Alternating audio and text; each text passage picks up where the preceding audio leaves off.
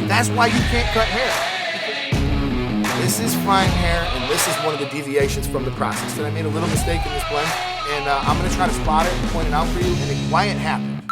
I got my buddy David in the chair. His hair just flat out is going to be difficult to cut. One look at this hair, most barbers who are smart enough, they just run. But if you're watching the YouTube Barber Academy, where we have over 450 videos to help you learn, actually like 500, you could be subscribed and you could learn about this hair, some ways to attack it, some things that are really going to make a difference. We're actually going to teach you how to pull off a really nice skin fade into some really difficult hair and some tricks that you could use along the way to accomplish this. All right? And if you guys like the content, do me a favor, drop a comment, smash that thumbs up, and subscribe because the YouTube does not want people teaching. And if the views continue to trend downwards, all of my tutorials are going to be membership only. And I don't want to do that. So do me a favor, man, before we get into this. Just do that real quick.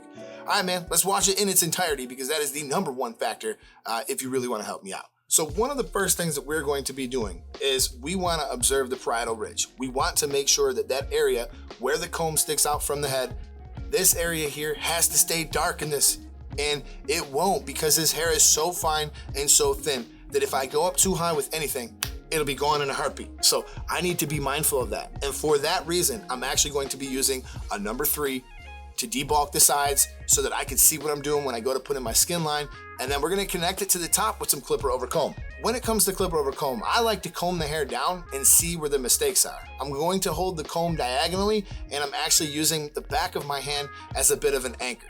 There's going to be a view or two that you're not able to see what the clipper over comb cut is actually doing, but I left it here for a reason because when you actually do clipper over comb, you can't always see it either. So less is more. We're gonna take off a little bit, view it, comb it down. Take off a little bit, view it, comb it down. And if you need more about clipper over comb, I'm gonna throw that video up right here. We're going to put the trimmer line in. And the reason I'm going to use my trimmer to put the line in, I'm going to explain myself real quick. I like to put the line in with the trimmer facing down. Okay, what this does is this cuts with the grain. If I turn the trimmer upside down and cut against the grain, it's going to cut much closer. It's going to create a super harsh line, and on hair like his, it's going to make it unnecessarily difficult. Now, the machine that I actually used to do this, I actually used Gamma's new skin machine. It cuts down to 5 zeros, and it actually saves my trimmer some. But I still did use my trimmer. So I used my trimmer just to tap in the line, create a little bit of space, and then come up underneath with the skin machine to go ahead and remove all that bulk. When we're done, we want to spin him in the chair, and we want to make sure that it is perfectly even on both sides before we go to our electric shaver. All right, let's set ourselves up for success with this step. We got the Rebel, and we're going to be going up to that line, stopping just shy of it, pulling off, and releasing hand pressure. Now, a lot of what you're going to do going forward in this haircut is going to have to do with hand pressure, and I can think of no better step than the electric shaver step to get you used to that. So we're releasing that pressure, right? We're going to do the same thing in the steps to follow to get out this line. So let's get started with this line. You're going to notice that I actually have a taper blade on the clipper. That is an essential to hair like this. I want forgiveness, and taper blade gives me that. The second thing you're going to notice is I am holding it on either side. And what this does is it allows the weight of the clipper to kind of drop, and it allows me to execute the C motion. Now, the C motion is not complete unless I get flat somewhere. So with a curved taper blade, you're going to see that flat is actually not here, it is actually here. So we need to get flat at the bottom in that inch, and we need to be scooping out. We're going to attach a #1 to our taper blade. We're going to close it all the way and open it 2 clicks. 1, 2. We're going to do the exact same thing. You can even hold it the same way if you like, but we're going to create the same amount of space, and we're getting really light at the top. I talked about hand pressure, and here's where it really matters, because if you push it too hard with a #1 and the parietal ridge on hair like his, he's gonna be completely bald, and there's gonna be no coming back from that. We don't want that to happen. The 2 click and flick is a guideline. That means that if you feel like you wanna open it, if you feel like you wanna close it in any step, feel free to do that and do what you think you should. Let the hair guide you.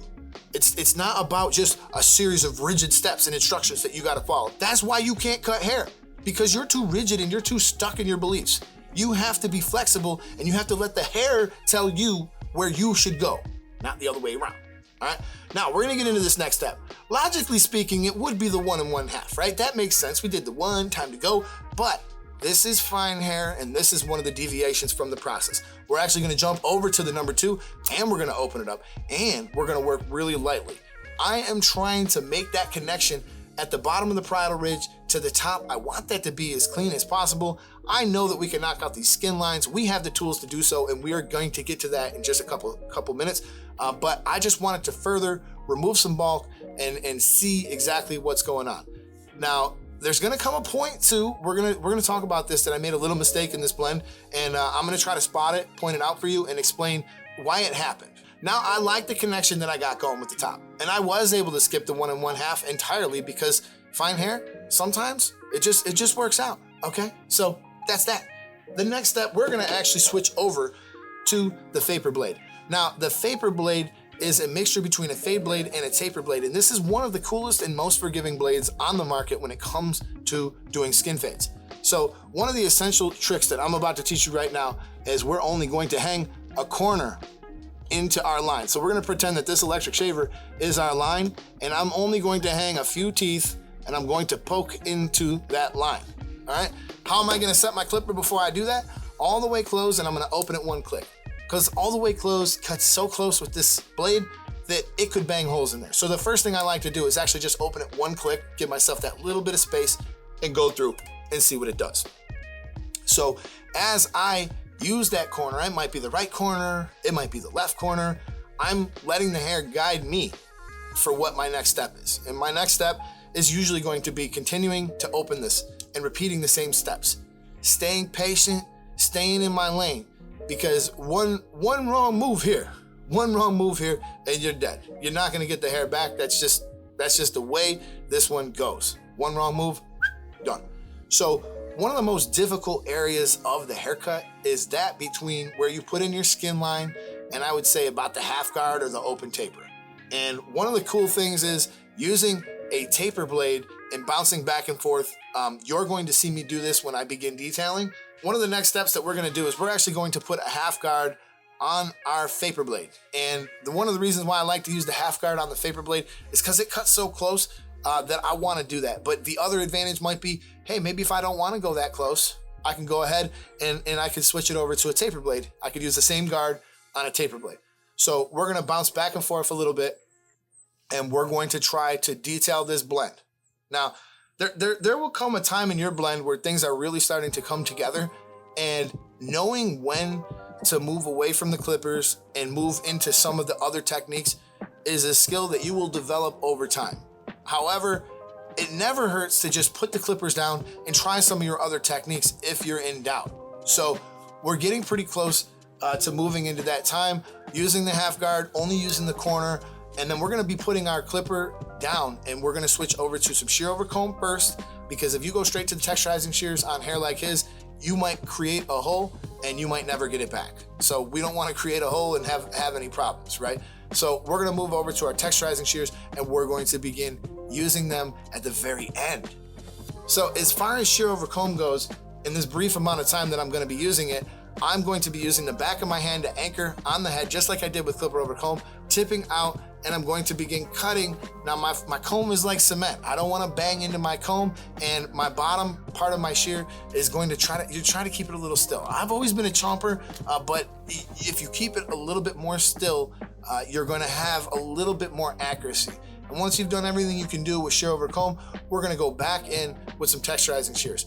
Now, you see me actually using a taper comb. There actually is better combs to use, but I just want a comb that's really fine. I really love these Zuka combs, the really skinny Zuka combs. It just makes it super easy to do stuff like this. And also you can use them like with trimmer over comb, and it just cuts close enough to actually get into this process. So once we're pretty well suited and we got that thing pretty well connected and everything is looking good, I like to go back in sometimes with my trimmer and see if I could break up that line. Now, that line is not as pronounced in camera as it was in person, but in person, I was seeing some things that, that I felt like I could fix. So we're gonna go back in, and currently the red one has the taper blade on it, and little by little, I'm just using the corners to just kind of keep finagling and keep situating. Now, this is the moment where you gotta remain patient. I do feel like I may have made a little mistake here, and it caused me to actually have to work a little bit harder because I was looking at my calendar, I'm looking at my schedule, I'm looking at people who are waiting, and I'm realizing I'm running a little bit behind, and I'm getting a little bit impatient, and boom, you can make a mistake in a heartbeat with hair like this. But thankfully, I made that mistake with my taper blade, which meant that the mistake was minimized. Actually, if you look about right here, you can see that there's an area that's just not good anymore. It was good, but now it's not. So I'm actually going to have to go back in there, and I'm going to have to work that out a little bit. So I'm throwing my half guard on my vapor blade, and I'm keeping that corner, and now I'm going to kind of blend out that spot. I got to polish out that spot. I made a little spot there. I made a little extra work for myself by rushing and being obsessed with perfection. There comes a point in time where every haircut is perfect. It's as good as it's going to be, and if you continue to fight with it, you're probably only going to make it worse. So that's the other side of things, is like knowing when enough is enough, knowing when it's perfect enough. And let's face it, it wasn't all that long ago that haircuts didn't have to be too perfect and nobody cares. And me, personally, I don't really care how perfect my haircut is. Personally, I really don't. A lot of people think that, oh, because I'm a barber, I would be really critical of somebody cutting my hair. I'm not. I don't give a shit. I know that I can fix most mistakes. I know that my hair grows back. And if you're getting nervous over your haircuts, I just want to point out, we're not doing heart surgery here. This guy's hair is going to grow back. Even if he told all his friends that he didn't like your haircut and he don't like you and he trash talked you to the whole neighborhood, he don't know that many people. Your business was not built on one client, all right? So don't worry about it. Being unafraid to fail is really one of the keys to success here. And as you can see, I've worked out that little mistake pretty good, and I think that this haircut began coming together pretty good afterwards, and it may even look better after I fixed that mistake than had I pulled off earlier. And that's the balance in which we gotta find. At what point do we put all our tools down and just say, you know what, enough is enough, this haircut is good. We did cut the top as well, but due to the algorithm constraints, we're not gonna get into that, and we're gonna talk about that in a follow-up video or a different video altogether. Or if you guys wanna check out how to cut the top, I'll put this video right here. All right, you guys, I hope that you enjoyed this video. I hope that you guys enjoy all the scenery behind me. We're actually in Sevierville, Tennessee. We rented one of these cabins. It's actually pretty cold out here right now. It is just beautiful. I'm gonna show you guys a little trailer. I actually stopped a few places and I gave away some stuff and we did some trivia, and those videos are going to be releasing as we go, all right? Do me a favor, man. Smash that like button, drop a comment down below, and share this to one of your friends. I appreciate you guys. This is the YouTube Barber Academy. I'm Mr. D. Barber, and I'm wishing you guys a happy holiday. All right, y'all, we at a different shop, and I got two more things to give away. This one's called Mel's Barbershop. All you got to do is win it. All right, so listen, man, you guys going to answer 3 questions. You get them right, you're going to get, you know what? We'll put this one up. We'll put this one up towards you. Okay. And then you next, all right? All right, bet.